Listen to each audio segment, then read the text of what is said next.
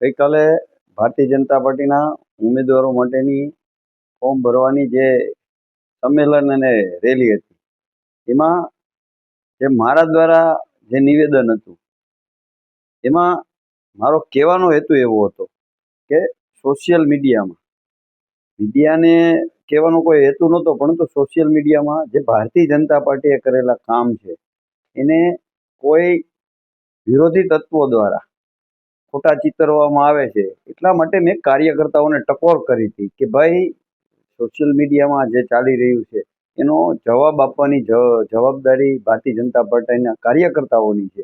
એટલે ચૂંટણી વખત છે એવા સમયે કાર્યકર્તા જવાબ ન આપે તો કોણ આપવાનું છે? એટલા માટે મેં કાર્યકર્તાઓને અપીલ કરી.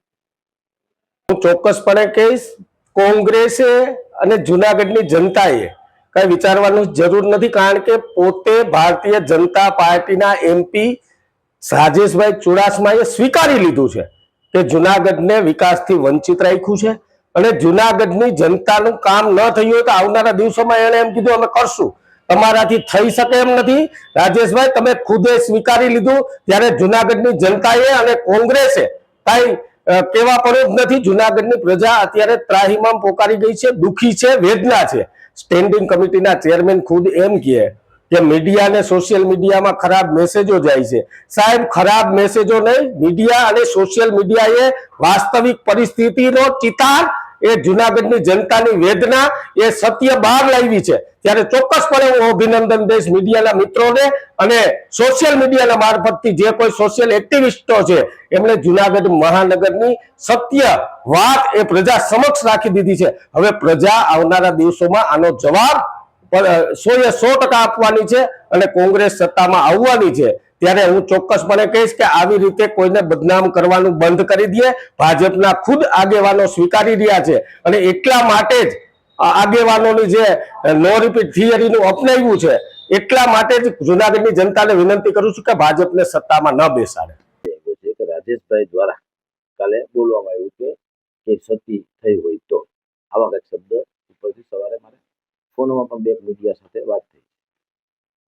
કાલે ભારતીય જનતા પાર્ટીના ફોર્મ ભરવાની જે પ્રક્રિયા હતી, એ પ્રક્રિયા પહેલા વિજય વિશ્વાસ સભામાં અમારા સાંસદ શ્રી રાજેશભાઈ ચુડાસમા દ્વારા લોકોને સંબોધન કરવામાં આવતું હતું. એ દરમિયાન ત્યાં વાત એવી આવી કે સાંસદ શ્રી એવું બોલ્યા છે કે ક્યાંય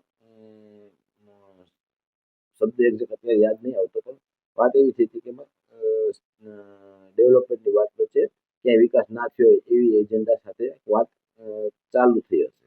પરંતુ કહી દઉં છું, ભારતીય જનતા પાર્ટીના સાંસદ શ્રી જે બોલ્યા છે એ વિષય એવો છે કે વિકાસ થયો છે તો ભારતીય જનતા પાર્ટી દ્વારા થયો છે. રોપવે લઈ આવ્યો તો ભારતીય જનતા પાર્ટી લઈ આવી છે. દામોદર તીર્થનું જે ડેવલપમેન્ટ થયું છે ભારતીય જનતા પાર્ટી દ્વારા થયું છે. ફોર ટ્રેકના કામો કર્યા છે તો ભારતીય જનતા પાર્ટીએ કર્યા છે. અત્યારે જે ઓવરબ્રિજનું કામ ચાલુ કર્યું છે, જેનું ખાતમુહૂર્ત થઈ ગયું છે અને અત્યારે કામ પણ સ્થળ ઉપર ચાલુ છે, ભારતીય જનતા પાર્ટીએ કર્યું છે. તળાવનું કામ ચાલી રહ્યું છે એ પણ ભારતીય જનતા પાર્ટી દ્વારા જ ચાલી રહ્યું છે. ભારતીય જનતા પાર્ટીની જ કોર્પોરેશન છે અને અમે લોકો અત્યારે વિકાસના મુદ્દે જ લોકો વચ્ચે જવાના છીએ. એટલે રાજેશભાઈ ચુડાસમા સાહેબ અમારા સાંસદ શ્રી એવું કહેવા માંગતા હતા કે ક્યાંક ને ક્યાંક લેટ થયું હશે, નહીં થયું, ડેવલપમેન્ટ નથી થયું એવી કોઈ વાત નહીં. ટોરેન્ટ ગેસનું કામ ચાલુ છે, પાણીનું કામ ચાલુ છે, ભૂગર્ભ યોજના ચાલુ છે. આ બધા જ ડેવલપમેન્ટના કામો ભારતીય જનતા પાર્ટીના કોર્પોરેશનના શાસનમાં જ થયા છે. આગામી દિવસોમાં કામ કરશે તો ભારતીય જનતા પાર્ટી જ કરશે, એ પણ સાંસદશ્રીએ કીધું છે. એટલે વાત એવી છે કે ડેવલપમેન્ટ કરતા હોય એમાં ક્યાંક ને ક્યાંક લેટ થયું હોય, ટેન્ડરની પ્રક્રિયામાં વહેલા મોડું થતું હોય, એના હિસાબે કે લોકોને પૂરું થયું હશે તો એ વિકાસ કર્યો છે એ ભારતીય જનતા પાર્ટી કર્યો છે ને કરશે તો પણ ભારતીય જનતા પાર્ટી કરશે. આવી વાત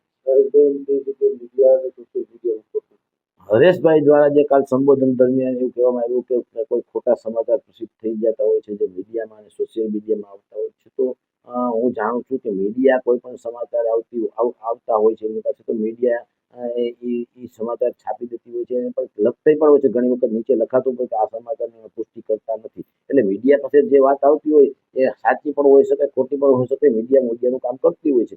એ મીડિયા એને સાચી વાત પણ દેખાડતી હોય છે, ખોટી વાત હોય અને એની પાસે વાત આવી હોય તો લોકોની વાત છે એ લોકો વચ્ચે મૂકવાની કોશિશ કરતી હોય ને એમાં સામે કાઉન્ટર બાઇટ લેવાની પણ એ લોકોની મીડિયાની તૈયારી હોય છે. એટલે હરેશભાઈની વાત પણ એવું નથી કે મીડિયા ખોટું જ દેખાડે છે, મીડિયા પાસે જે વાત આવતી હોય દેખાડવામાં આવતી હોય છે.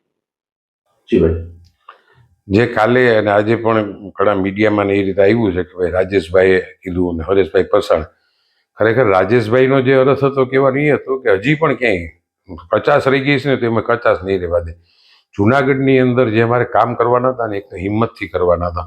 અમારી બોડી, હરેશભાઈ પરસાણા સ્ટેન્ડિંગના ચેરમેન, પુનિત, આખી બોડીએ હિંમતથી નક્કી કર્યું ભલે એકવાર ભૂગર્ભ ગટરના, સીએમ સાહેબની પણ સૂચના હતી કે ભૂગર્ભ ગટરના પાઇપ પેલા નાખી દો. ગંદા પાણીનો નિકાલ છે ને ક્યારેય પણ નદી અને તળાવમાં પણ ન જવો જોઈએ. હવે પછી ક્યારેય પણ તળાવ કે નદીની અંદર ગંદુ પાણી નહીં જાય. પછી 350 કરોડ રૂપિયા ઘરે ઘરે ફિટિંગ કરવાના, એમાં પણ લગભગ 80% કામ પૂરું થયું. પાણીની પાઇપલાઇન અમૃતમ યોજના નીચે 200 કરોડ રૂપિયા જે દેવામાં આવ્યા એ પણ કામ ચાલે. ખરેખર અમારી પોઝિશન એવી હતી કે મેજોરિટી કામ અમારે જમીનની અંદરના કરવાના હતા.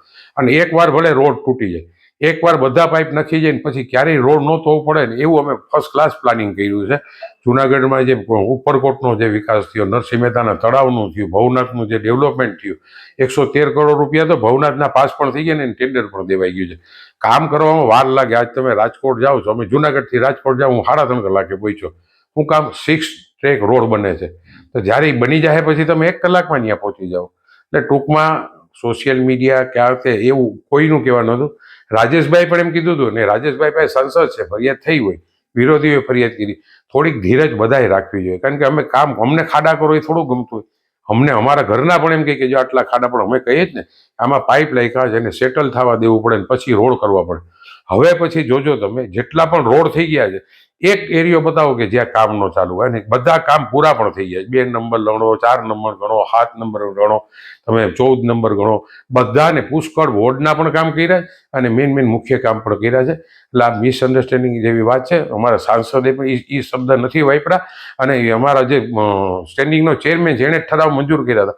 છેલ્લે પણ અમે 300 કરોડના કામ જે મંજૂર કર્યા ને, અત્યારે કમિશનર જે કામ કરાવે છે ને એ પણ અમારા મંજૂર થયેલા કામ જ કરે છે. અમે બધા ટેન્ડરો પણ દઈ દીધા ને વર્ક ઓર્ડરો પણ આપી દીધા હતા.